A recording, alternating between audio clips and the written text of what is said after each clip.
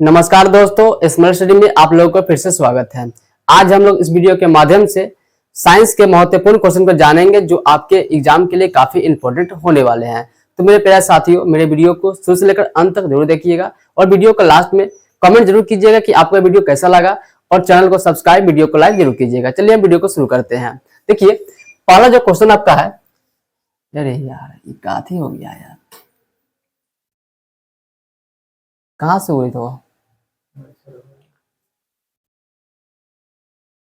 देखिए, पहला क्वेश्चन है कि सोडियम धातु को पानी में डालने पर कौन सी गैस उत्पन्न होती है। जो सोडियम धातु है, सोडियम का संकेत होता है, क्या होता है, संकेत मिलते हैं इसको Na से। इसकी जो परमाणु संख्या होता है क्या होता है, 11 होता है। तो बोल रहा है कि जो सोडियम धातु है उसको हम पानी में डुबोकर, किसमें, पानी में डालने पर कौन सी गैस उत्पन्न होती है। तो सोडियम धातु को पानी में डालेंगे तो बनेगा कार्बन डाइऑक्साइड। एक का जो आंसर हो जाएंगे ना, ऑप्शन नंबर डी सही हो जाएंगे।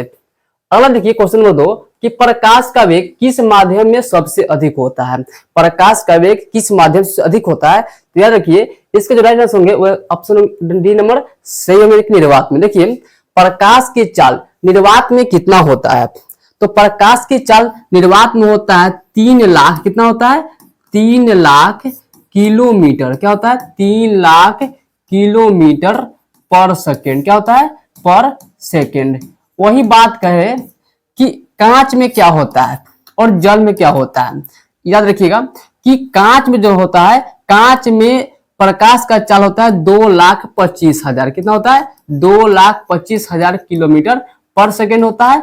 और जल में पूछेगा तो क्या लिख सकते हैं, तो जल में होता है 2 लाख किलोमीटर पर सेकेंड। कितना होता है, 2 लाख किलोमीटर पर सेकेंड जल में प्रकाश की चाल होता है।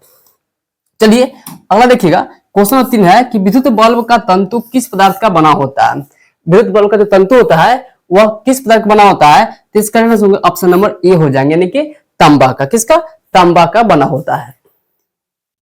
अगला देखिएगा क्वेश्चन नंबर 4 कि नींबू का स्वाद खट्टा होता है क्योंकि उसमें कौन सा अम्ल पाया जाता है। नींबू में कौन सा अम्ल पाया जाता है। देखिए, इसका जो राइट आंसर हो जाएंगे वे हो जाएंगे ऑप्शन नंबर ए हो जाएंगे। क्या हो जाएंगे, ए हो जाएंगे, यानी कि एसिटिक अम्ल। क्या हो गए, एसिटिक हाइड्रोक्लोरिक अम्ल। नहीं, एसिटिक अम्ल ठीक है, सही एसिटिक अम्ल तो इसका मतलब बहुत अच्छा है। एसिटिक अम्ल ठीक है, सही एसिटिक सल्फ्यूरिक अम्ल नहीं आएगा, नहीं हाइड्रोक्लोरिक अम्ल खट्टा, ये खट्टा होता है लेकिन लेकिन ई होता है नींबू में। नींबू में एसिटिक अम्ल होता है। सही है।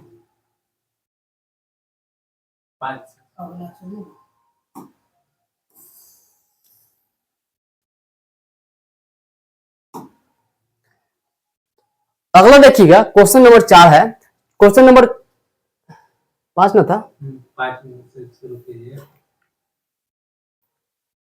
ये देख लीजिएगा।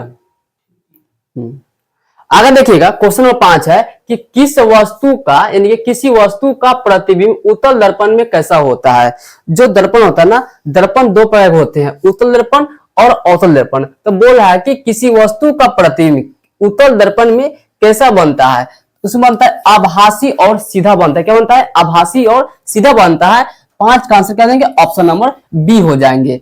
अगला देखिए क्वेश्चन नंबर 6 कि ध्वनि की तीव्रता की SI मात्रा क्या होता है। तो ध्वनि का इस जो मात्रा होता है वह होता है डेसिबल। क्या होता है, डेसिबल। 6 का आंसर सी हो जाएंगे। अगला देखिए 7 नंबर कि रुधिर में ऑक्सीजन का संचार किसके द्वारा होता है। जो रुधिर है, यानी कि खून, खून में जो ऑक्सीजन का जो संचार होता है, संचरण होता है, प्रवाह होता है, वह किसके द्वारा होता है। याद रखिएगा वह होता है आरबीसी के द्वारा। किसके द्वारा, आरबीसी, यानी कि लाल रक्त कणिका के द्वारा। किसके द्वारा, लाल रक्त कणिका द्वारा। अगला देखिएगा क्वेश्चन नंबर 8, अगला है कि ग्लूकोज का रासायनिक सूत्र क्या होता है। ग्लूकोज, क्या ग्लूकोज का रासायनिक सूत्र क्या होता है। देखिए इसका आंसर होंगे ऑप्शन नंबर ए, यानी कि C6H12O6। क्या होता है, C6H12O6 ग्लूकोज का रासायनिक सूत्र होते हैं। अगला है क्वेश्चन नंबर 9 कि ओजोन परत पृथ्वी को किससे बचाती है। जो ओजोन परत है पृथ्वी से ऊपर ऊंचाई पर, उस जो है ना यानी कि सूर्य के प्रकाश से, किससे, सूर्य के प्रकाश से आने वाली पराबैंगनी जो किरण होता है जो जीव जंतु के लिए खतरनाक है, तो पराबैंगनी यानी कि उसको बोलते हैं हम लोग अल्ट्रा वायलेट किरण। क्या बोलते हैं, अल्ट्रा वायलेट किरण, इसको बोला जाता है पराबैंगनी किरण। क्या बोला जाता है, पराबैंगनी किरण को क्या करता है, रोकता है। आगे देखिएगा क्वेश्चन नंबर 10, देखिए कि दांतों और हड्डियों का मुख्य घटक क्या है। दांत और हड्डी में क्या पाया जाता है, तो दांत और हड्डी में पाया जाता है कैल्शियम फास्फेट। क्या पाया जाता है, कैल्शियम फास्फेट पाया जाता है। अगला देखिए क्वेश्चन नंबर 11 कि किस प्रकार की ऊर्जा सौर कुकर में प्रयोग होती है। सौर कुकर में किस प्रकार की ऊर्जा होती है।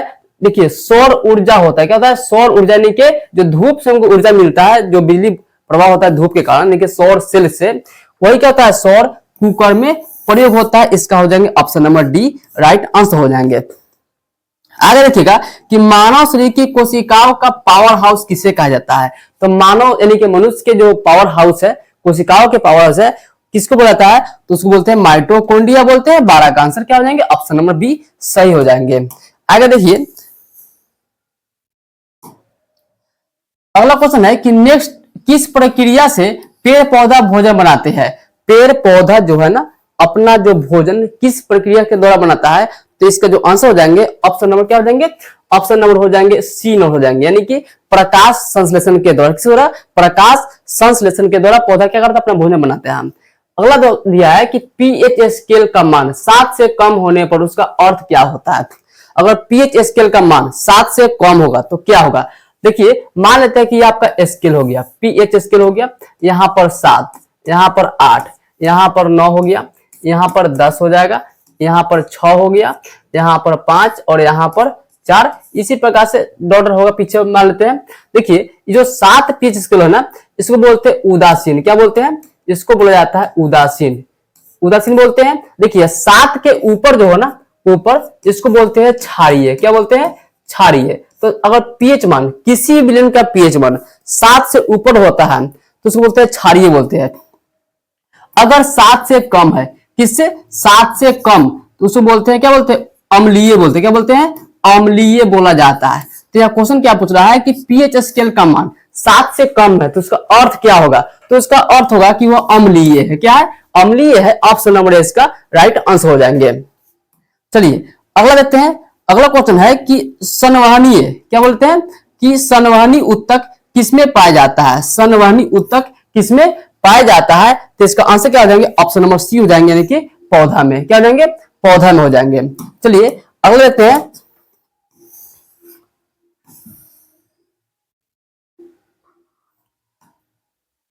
क्वेश्चन नंबर 16 है कि जल का क्वथनांक कितना होता है। जल का जो क्वथनांक है, क्वथनांक क्या होता है, जमनांक क्या होता है। देखिए जमनांक मतलब होता है कि जल कितने डिग्री सेल्सियस पर जमता है। क्वथनांक मतलब होता है कि कितने डिग्री पर जल जो है ना उबलना शुरू करता है। तो इसका आंसर होंगे ऑप्शन नंबर ए हो जाएंगे, यानी कि 100 डिग्री सेल्सियस। अगर पानी है, पानी को अगर आप 100 डिग्री सेल्सियस पर गर्म करते हैं तो क्या होगा, वह उबलने लगता है, यानी कि खोलने लगता है। चलिए अगला देखिए क्वेश्चन 17 है कि रेडियोधर्मी पदार्थ का मुख्य उपयोग कहाँ होता है। रेडियोधर्मी पदार्थ का मुख्य जो उपयोग है ना वो कहाँ होता है, तो इसका आंसर जाएंगे ऑप्शन नंबर बी हो जाएंगे, यानी कि चिकित्सा में। कहाँ हो जाएंगे, चिकित्सा में हो जाएंगे। अगला देखिए क्वेश्चन नंबर 18 कि मानव रक्त का पीएच मान कितना होता है। मनुष्य यानी कि खून का पीएच मान कितना होता है, तो खून का जो पीएच होता है वह होता है 7.4। देखिए क्वेश्चन ए पूछा जाता है कि जो खून होता है, खून का जो प्रकृति होता है वो किस प्रकार होता है, यानी कि अम्लीय होता है या क्षारीय होता है। याद रखिएगा 7 से अधिक है, क्या है, 7 से अधिक है तो क्या बोलेंगे इसको, 7 से अधिक जो भी पीएच मान होता है उसको बोलता है क्षारीय। क्या बोलते हैं, क्षारीय। यानी कि खून का जो स्वाद होता है ना वह होता है कड़वा। याद रखिएगा इसको बोलते हैं क्षारीय, यानी कि 7.4 क्या होता है, खून का पीएच मान होता है।